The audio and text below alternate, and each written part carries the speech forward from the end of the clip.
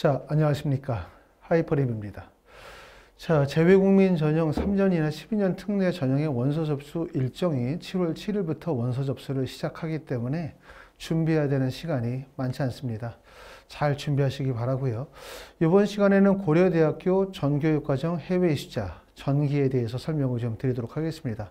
고려대학교는 연세대학교, 고려대학교 두 개 대학은 12년 특례를 준비하는 모든 학생들이 거의 다 원서를 쓴다 라고 말씀을 드릴 정도로 학생들의 관심과 선호도가 높은 대학이기도 하고, 또 상위권 학생들이 거의 필수적으로 원서를 쓰는 대학이라고 말씀을 드릴 수가 있겠죠.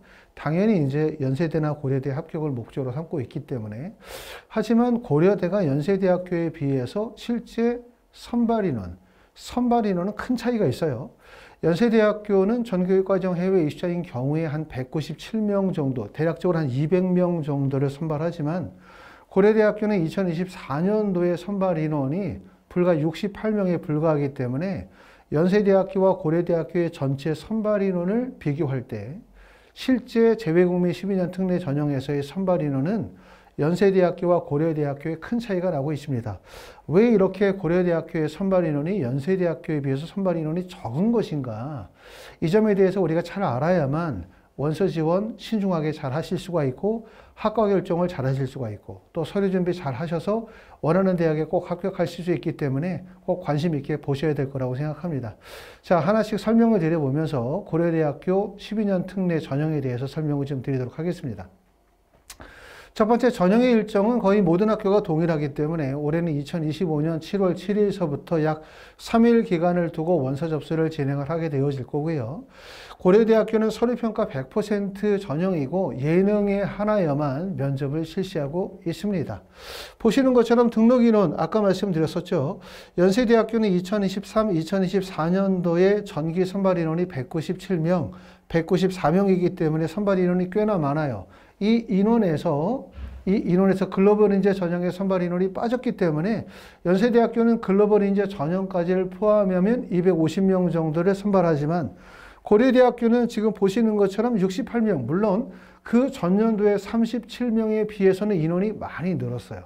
많이 늘었다 하더라도 68명이기 때문에 중소형 대학이라고 할 수 있는 서강대학교가 51명이기 때문에 서강대학교와 사실 모집 인원의 차이가 큰 차이가 없죠. 12년 특례 전형에서 모집 인원이 가장 많은 학교는 연세대학교, 성균관대학교, 한양대학교가 가장 선발 인원이 많고, 그러면 결국은 상위권 대학이라고 하는 서울대, 연세대, 고려대 중에서는 연세대를 제외하고 나면 서울대학교, 고려대학교 선발 인원이 너무 적어요. 하지만 12년 특례 전형의 원서 지원의 횟수 제한이 2025학년도 전기부터 2026학년도부터 전기부터 폐지가 되어짐에 따라서 학생들의 원서 지원의 횟수는 6회에서 9회나 10회나 늘어나겠죠. 그러면 사실상 중위권 학생, 하위권 학생들도 고려대학교에 원서를 쓴다라고 볼 수밖에 없기 때문에 지원 인원은 전년도에 비해서 더 많이 몰릴 수밖에 없습니다. 자, 실제 지원 인원을 보시게 되면 고려대학교가 2024년도에 4학년도에 지원 인원이 844명이에요.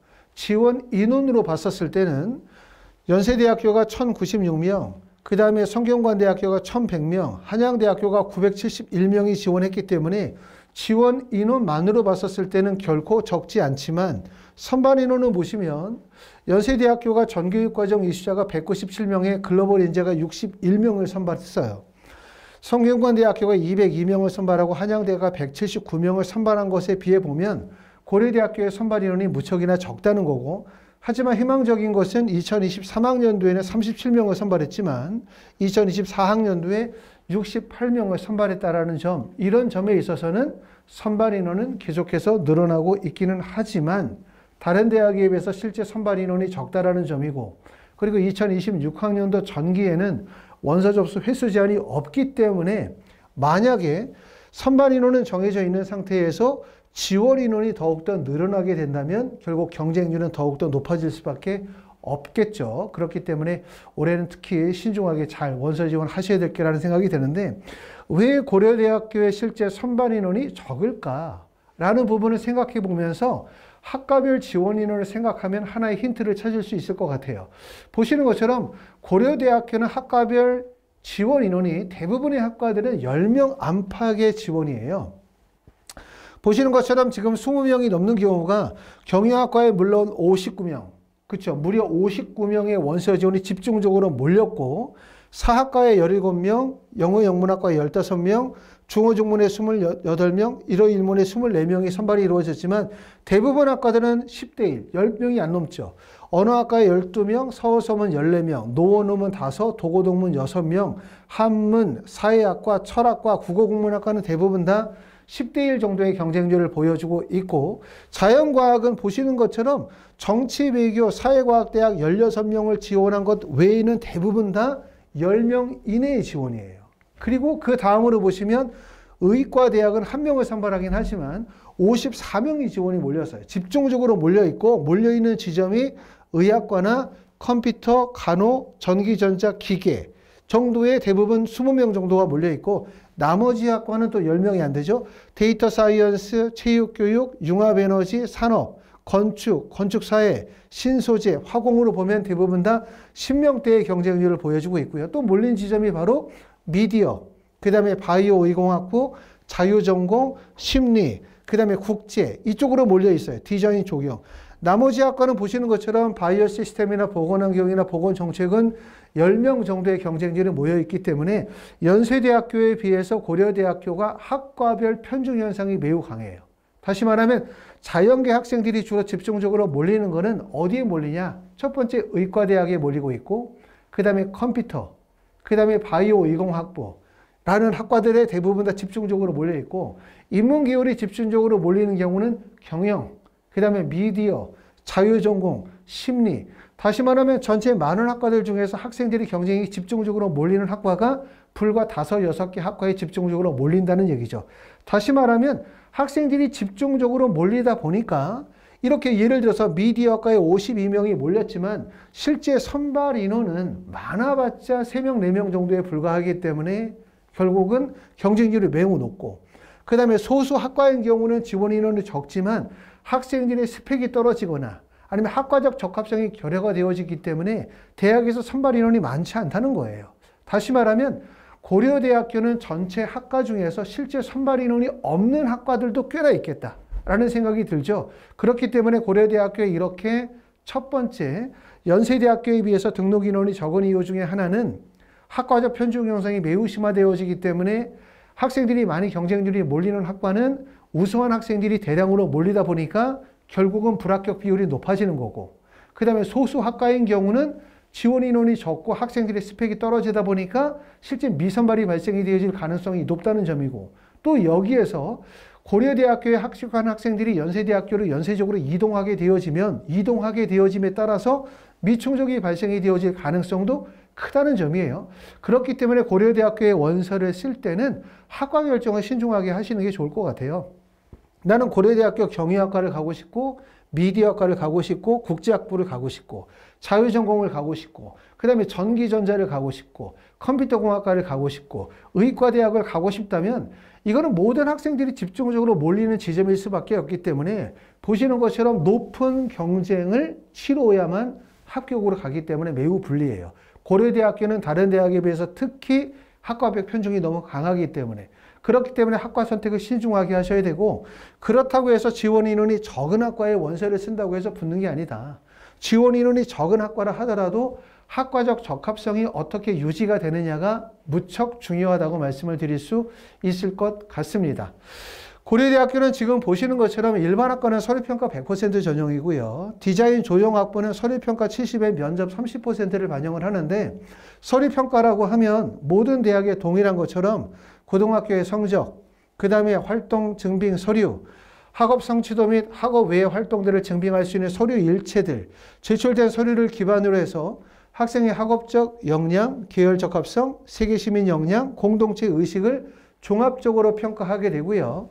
그 다음에 디자인 조형학부의 면접은 사전에 공개가 되어진 면접의 질문을 답변하는 과정을 지원자가 영상으로 직접 녹화하고 난 후에 그 녹화된 영상을 지원자의 면접의 태도 등을 위주로 해서 만점과 불합격으로 평가하는 방식으로 진행을 합니다. 자, 서류평가에서 제일 중요한 거는 뭐냐? 당연히 12년 특례 전형에서 서류평가에 중요한 건 학업 역량이에요. 학업 역량. 학업 역량이 가장 핵심이라고 말씀을 드릴 수가 있고, 학업 역량이라고 한다면 뭘 얘기하는 거냐면 IB 디플로마나 A레벨 성적이나 AP 성적이나 또는 GPA 성적이 반영이 될 거고, 또 이 성적 가운데에서 본인이 선택한 과목이 하이 레벨이냐 스탠다드 레벨이냐, 또 어떤 과목을 이수했고 그 교과 과목이 지원학과와 연관성이 있느냐, 이런 부분들도 반영이 될 거고요.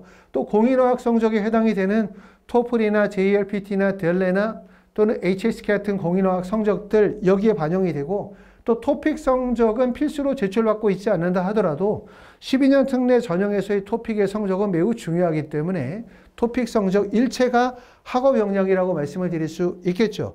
진로 역량에서 중요한 부분들은 결국 기타 활동 증빙 목록표에 작성이 되는 수상 영역 동아리 활동, 리더십, 봉사 활동 등인데, 고려대학교의 기타 활동 증빙 목록표가 2025학년도 전기에서 2025 후기로 가면서 바뀌었어요. 그 부분 되게 중요합니다. 자기소개서는 연세대학교와 서울대학교가 2025년도 후기부터 자기소개서가 부활이 됐는데, 고려대학교는 2025년도 후기에서 자기소개서는 없었지만 기타 활동 증빙 목록표가 변경이 되어졌기 때문에 기타 활동 목록표가 자기소개서의 역할을 대체하고 있다는 점을 꼭 알아두셔야 돼요. 그만큼 매우 중요합니다. 매우 중요합니다.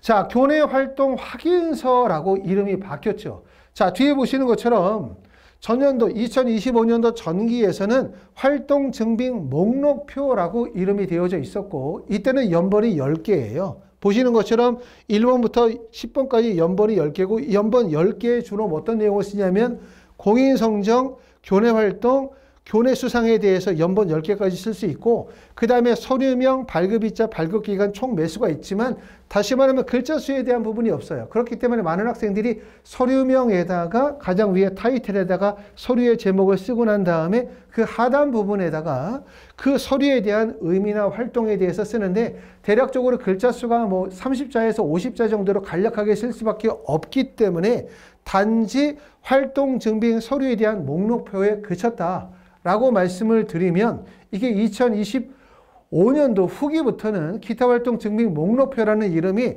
교내 활동 확인서라는 이름으로 바뀌죠.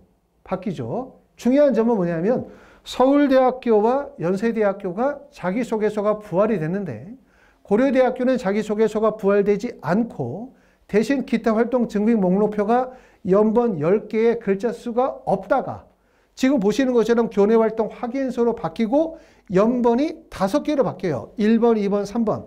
딱 5개만 쓸 수 있도록 되어져 있고, 그리고 글자 수가 어떻게 바뀌었냐면 150자로 바뀌었죠.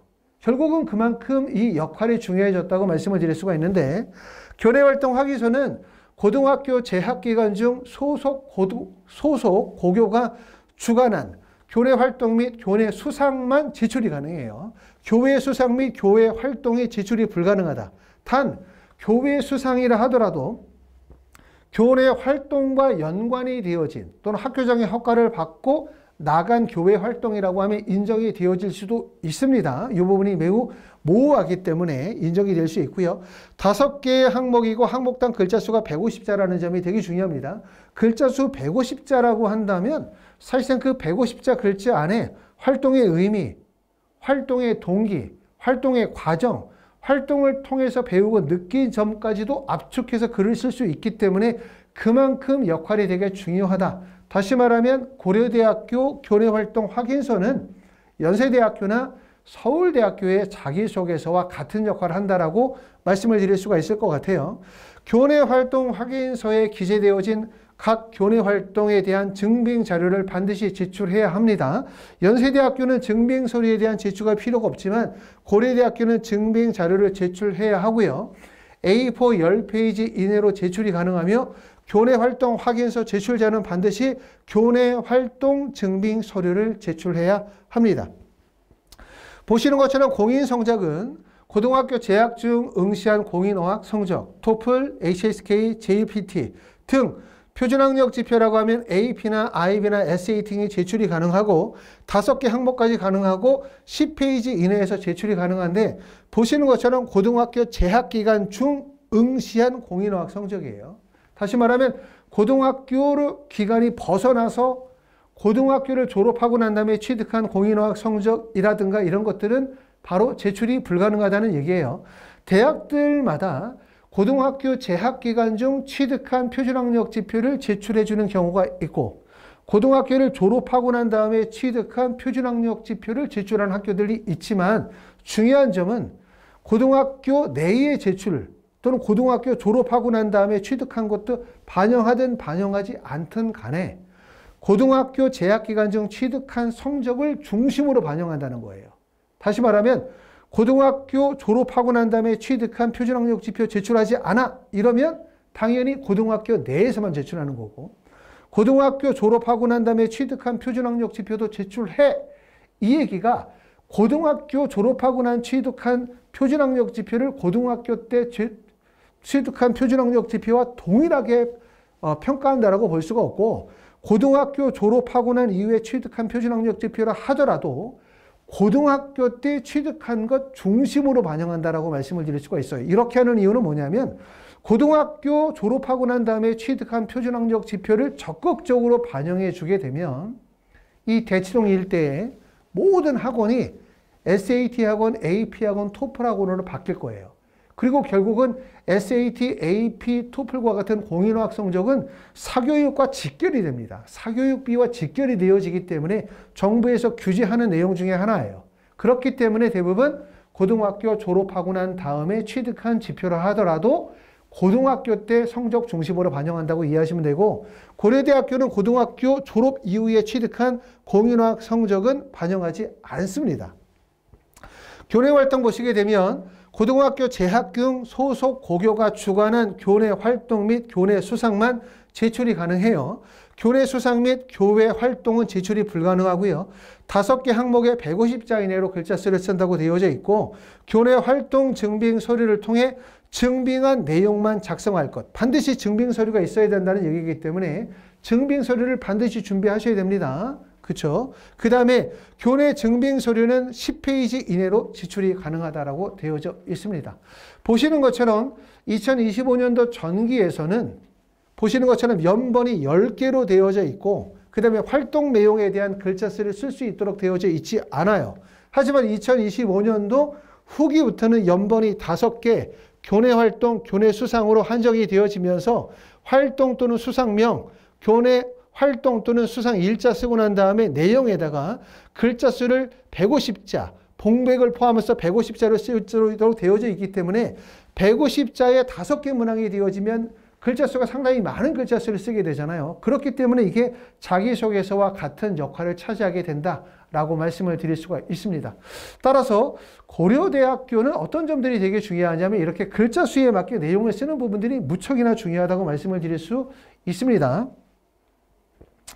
자, 고려대학교는 말씀을 드렸었던 것처럼 연세대학교에 비해서 실제 선발 인원이 적어요. 선발 인원이 적은 이유 중에 가장 첫 번째 이유는 고려대학교에서 12년 특례 학생들을 싫어한다. 12년 특례를 안 뽑는다. 이렇게 정의하기보다는 첫 번째는 고려대학교에 지원한 학생들이 학과별 편중 현상이 너무 심해요. 한 30여 개의 학과 중에서 학생들이 집중적으로 몰리는 학과가 불과 7, 8개 학과에 집중이 되다 보니까 경쟁률이 되게 심화되다 보니까 이탈률이 높아지는 거고 그 다음에 모집 인원에 비해서 지원 인원이 적은 학과인 경우는 학생들이 가지고 있는 스펙이라든가 지원 학과의 적합성이 결여되어 있다 보니까 미충원 되어지는 학과들도 많다는 점이에요. 그러니까 학생들을 선발하는 학과가 몇 개의 학과에 편중될 가능성이 크죠. 거기에다가 고려대학교의 학교 학생들이 연세대학교를 이동하거나 연세대에서 서울대로 이동하게 되어짐에 따라서 결국은 충원 합격에 따라서 미충원이 발생이 되다 보니까 결국은 고려대학교의 등록 인원이 적은 이유가 바로 여기에 있다라고 말씀을 드릴 수가 있어요. 따라서 우리가 고려대학교에 원서를 쓰시는 분들은 첫 번째 뭘 하셔야 되냐면 학과 결정을 신중하게 하셔야 되겠죠. 좀 전에 보여드렸었던 것처럼 사실상 상위권 학생들은 상위 몇 개 학과에 집중적으로 몰리게 되고 이래 되면 그런 학과들은 기본적으로 경쟁률이 15대 1, 20대 1의 높은 경쟁률이 발생이 될 수도 있기 때문에 학과 결정을 신중히 할 것. 두 번째는 고려대학교의 교내활동 확인서의 서류가 2025년도 후기부터 변경이 되어지면서 글자 수가 늘어나고 항목이 제한이 되어져 있기 때문에 이것이 결국은 자기소개서의 대체적 역할을 하고 있기 때문에 매우 중요하다고 말씀을 드릴 수가 있을 것 같습니다. 신중하게 잘 결정하셔서 지원하시기를 바라고요. 하이퍼리비에서는 지금 보시는 것처럼 고려대학교 12년 특례 전형에 맞춰서 입시 컨설팅 또는 원서 접수 대행 서비스, 그 다음에 면접에 대한 과정들을 진행하고 있습니다. 여기에 대해서 궁금하신 점들은 하이퍼리비 연락